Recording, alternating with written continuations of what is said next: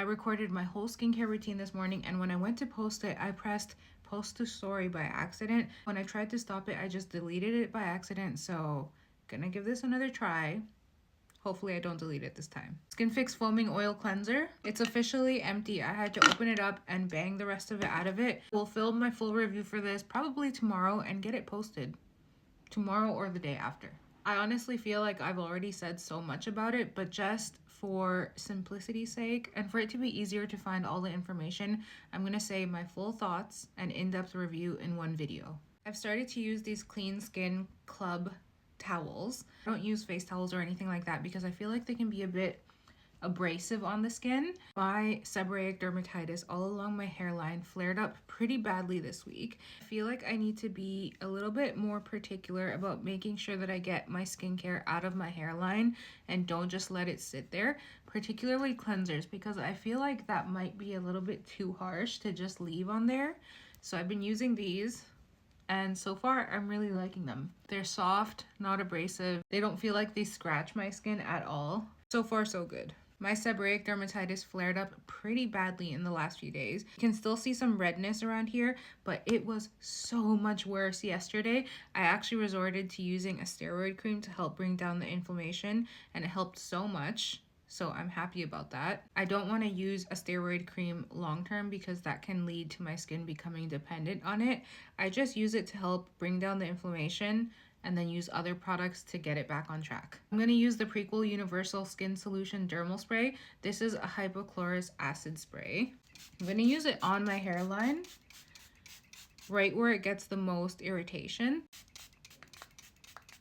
Also here, that's where I get perioral dermatitis. It's not flaring up right now, but just to be safe. I'm going to use Tretinoin, so I need to make sure that I let the hypochlorous acid dry down before I get to my Tret. And even though I'm going to go in with a toner next, I still want to make sure that this dries down before I put those on, just to be safe. Hypochlorous acid is great for sensitized or irritated skin, but it can inactivate any actives you use, so vitamin C, Tret, anything like that. You really want to make sure that if you're using them together, you leave enough time between those steps and you make sure that this dries before you use anything else. My number one trigger for my seborrheic dermatitis, perioral dermatitis, eczema, all of my skin conditions is stress. I have been pretty stressed in the last week, and it's not even anything super crazy. It's just that I have so many things to do this week and they're all like floating around in my head and I'm worried I'm gonna forget something.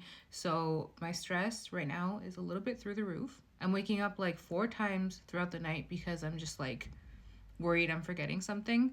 So I really need to get my stress under control. I also have PCOS, and stress is like one of the worst things when it comes to triggering your PCOS symptoms. So I just have to get it under control. Dr. Suricle, even though I'm going to use Tret tonight, and I did make sure that I let the hypochlorous acid spray dry down, I'm still not going to place my Tret over here just to avoid any further irritation and make sure that this has a chance to like calm down. Because I can still see that redness, I feel like it could be triggered very easily right now. So I'm going to be cautious and just place the Tret on my cheeks. I feel like that's where I want the most help right now with these scarring pigmentation that I have from picking. Picking is my fault. Murad Cellular Hydration Repair Serum. I mentioned this in the last video, but I love using this to sandwich with my Tret.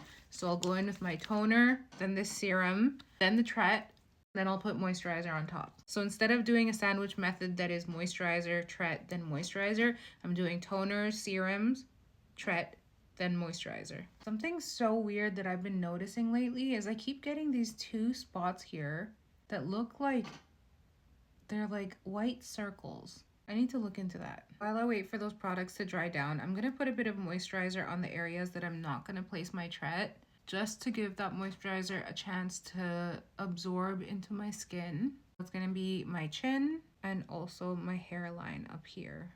This is the Murad Cellular Hydration Repair Cream. I feel like I'm seeing my perioral dermatitis flaring up. It's stress.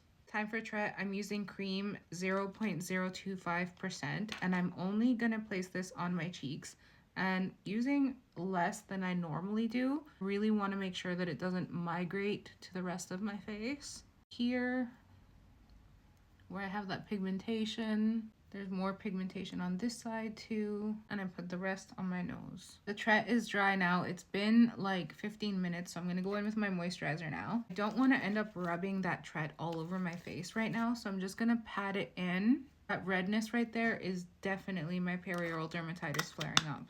The way I got rid of it last time was going on antibiotics, but I've heard azelaic acid is really great for it, and I do have some, so I'm gonna give that a try. Skincare done. This is your reminder that sometimes the things that affect our skin are external. It can be stress, the weather, not getting enough sleep. There's a bunch of other things. Don't sweat it, just be consistent. It's all good.